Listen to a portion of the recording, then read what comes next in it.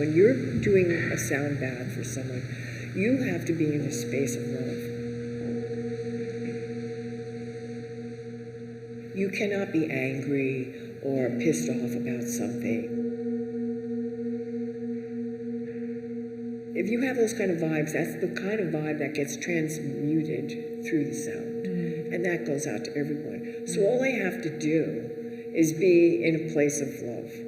I just have to come from my center and know that I'm an instrument, and the instrument is going to just play through me. And it will all happen.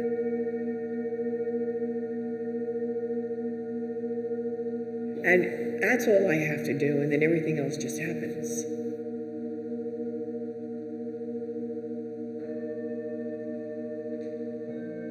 And people love me because of it. Yeah. People feel healed. People feel they've had an experience that some of them don't know how to talk about it. All sorts of things. So I feel really gifted. I feel blessed that I do this. And do I think, this could help someone that's having mental disturbances? Absolutely. Absolutely.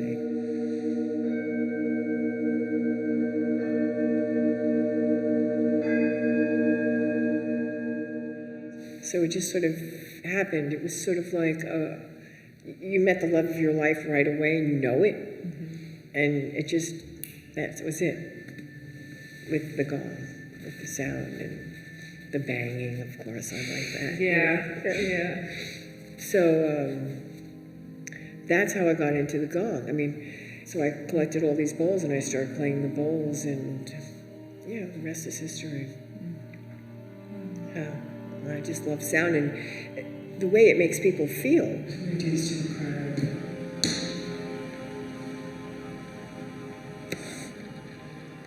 Definitely takes you beyond the mind.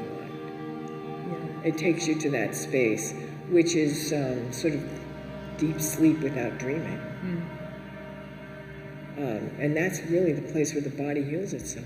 That's where all the healing happens. Because nobody's really going to heal you from the outside. Nobody's going to come over you and, you're healed. That healing has to happen from within you. It happens from within the person. And so getting them into that right place so the healing could start to happen. And then just leaving the rest up. There are scientists who have figured out why this happens and why it works, and I think it's great that they're doing that. Yeah, definitely. And I think if you're lucky enough to fall into it, and perhaps people who have gone to doctors and it hasn't really worked for them and they've tried different medications and it hasn't worked for them, maybe they may be more pushed in this direction. Yeah. They'll try anything. Maybe this is that. Yeah. Yeah.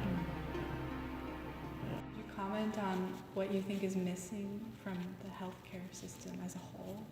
Like maybe, what is... Holistic care is missing. Isn't it? Yeah, holistic care is missing. You can't really get me started on that because we don't have that much time.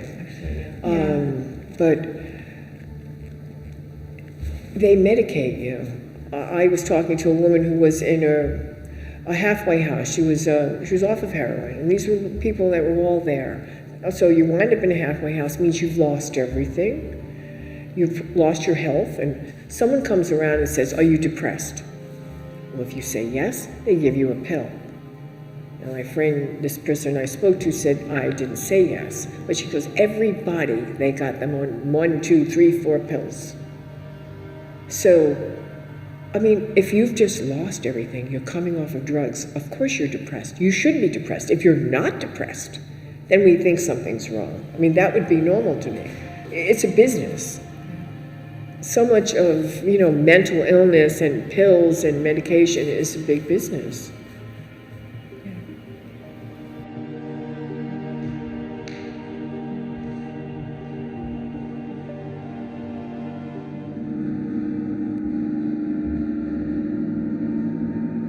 I'm all for meditation and yoga.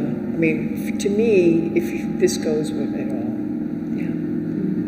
This is a part of that whole thing. And if you want to get better from something, I think this is the way to go. It brings you into places that it takes you beyond the mind in such a way that you have these other experiences and the body gets to heal itself in essence. Right. I mean, that's pretty much what happens. I mean, everything vibrates, so everything vibrates. Everything. This vibrates. Everything I say is a vibration. Everything I think is a vibration. So, when something's not right, it's out of harmonic vibration. It's not vibrating to the correct frequency. Something's off, you know. I had to sort of get the body right before the mind was going to start thinking correctly. And then once I got the body right, the cortisol was really flowing heavily. And once that was taken care of, then I started using mantras and different things to get myself back. But it seemed impossible beforehand. But then on the other hand, it sort of works both ways. I mean, because the mind does inform the brain. What we think informs the brain. It's kind of interesting, like if we smile, all the chemicals in the brain and all the enzymes are all switched around just by a smile. Right. So imagine a thought, like a nice thought. Yeah, right. So those are all vibrations. So unnice thoughts, they settle in us. Fears, conditioning, trauma, all this stuff settles in our body and creates different ways of disruption, blood flow to the brain or whatever it is.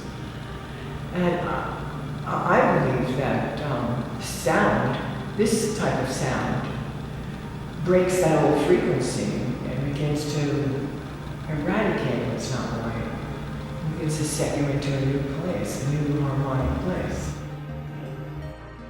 There was something that you said on the phone about crazy being societal that was really powerful to me. I thought that was very powerful, and that in some cultures, what we would call crazy is actually just shamanism. Right. I mean, even if you think from the turn of the century to now, what would be considered crazy? What they would have considered crazy in 1901 compared to, we'd all be considered crazy. Totally. I mean, look at what we're doing Yeah, here. this would all be considered completely crazy. You know, so that definitely, it's totally cultural. I mean, the meaning of what crazy is. I mean, I've always been interested in that.